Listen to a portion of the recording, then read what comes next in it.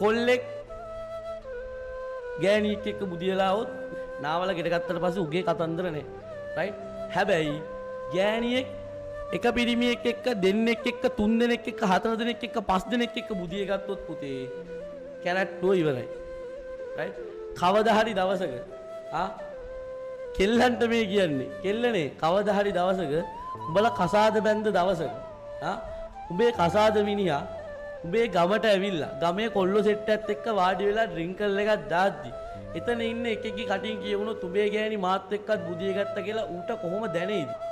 Love කරපන් ඌ එක්ක බුදිය ගනින් ඊට පස්සේ ඕන මගුලක් කරපන් හිතලා බලලා අවශ්‍ය කාට විතරක් අවශ්‍ය දේ දියන් නැත්තම් ජීවිත කාලෙම විඳවන්න තමයි වෙන්නේ. කෙල්ලෙක්ට තියෙන ලස්සනම ආභරණය තමයි තමන්ගේ ආත්ම ගෞරවය කියන එක.